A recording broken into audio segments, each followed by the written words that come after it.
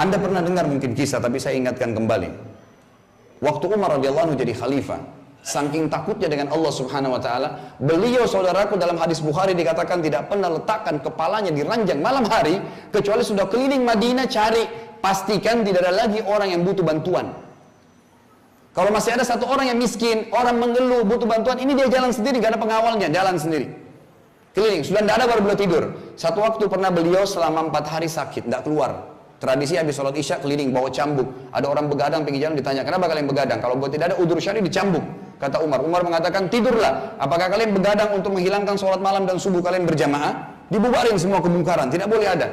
Apalagi kalau kayak kita sekarang, Masya Allah ya, tempat zina dengan lampu, riba, dosa sini didukung. Bahkan malu kalau ada orang menerapkan agama. Terbalik dengan zaman Umar, begadang aja dicambukin. Apalagi yang lainnya. Tidak ada kemungkaran, makanya sangat wajar di mana Nabi SAW mengatakan, wahai Ibnu Khattab, wahai Umar, kalau kau lewat di sebuah lembah, setan lihat, setan lari, cari lembah lain. Karena dia halal, ya halal dinikmatin, haram, ya haram ditinggalkan. Hukum Allah, bukan hukum manusia. Sampai kapan kita mau menerapkan hukum manusia ini yang kacau balau seperti ini?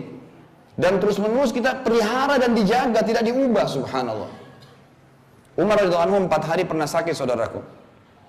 Dia nggak keluar 4 hari. Waktu hari keempat dia keluar. Dia jalan, di pinggir Madinah ada api unggun. Didekati sama Umar, didapat seorang ibu lagi masak di panci. Kemudian ada 3 orang anaknya, 2 orang menangis, yang 1 sudah tidur.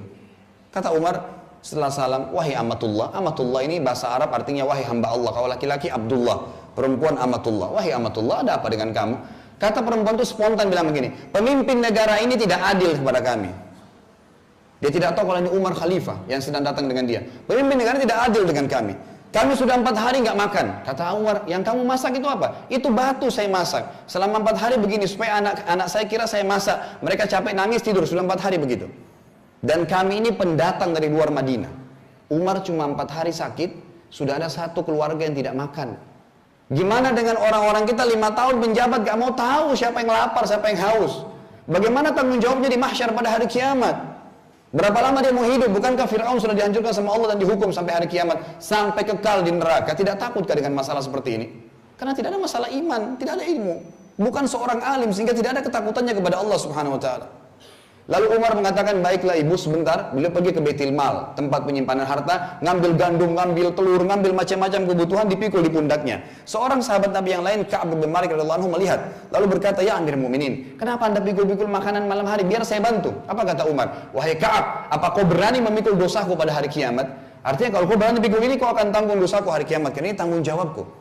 Lalu Ka'ab pun mengikuti, ada apa ini? Umar jalan sampai ke tempat ibu tersebut, dibuatin masakan, Umar buat dengan tangannya sendiri. Setelah selesai dimakankan ibunya sampai kenyang, anaknya dibangunin makan sampai kenyang, dikasih hadiah. Kata ibu tersebut, kalau pemimpin negara seperti anda tidak akan ada orang yang lapar. Umar senyum.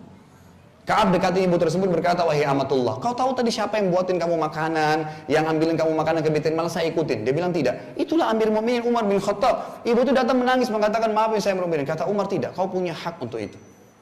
Tapi tidak berani tidur malam hari kalau masih ada orang yang lapar. Ali radhiyallahu anhu mengatakan dalam hadis Bukhari Muslim, beliau pernah melihat di tengah siang bolong, lagi ada seseorang pakai cadar, ditutup pakai imamahnya, diputar di bawahnya karena panasnya, mengumpulkan kambing-kambing masyarakat yang berserakan, dimasukkan ke dalam pagar-pagar rumahnya. Lalu kata Ali, siapa di siang bolong seperti ini? Waktu dia lagi jalan sama Utsman bin Affan, 2 orang sahabat mulia, mereka lagi jalan, mereka, siapa orang ini? Luar biasa ngurusin kambing-kambingnya orang di siang bolong, yang punya kambing saja nggak ngurus. Begitu kata Ali, ayo kita lihat yuk. Dilihat, didekatin, butuh dilihatin. Mereka kaget lihat Umar. Kata Ali, tidak akan mungkin umat ini susah dengan adanya Umar. Gak bisa. Begitu mereka takut tanggung jawabnya. Berapa banyak lubang di jalanan yang ban mobilnya orang jadi bocor gara-gara itu pemerintah tidak mau tahu.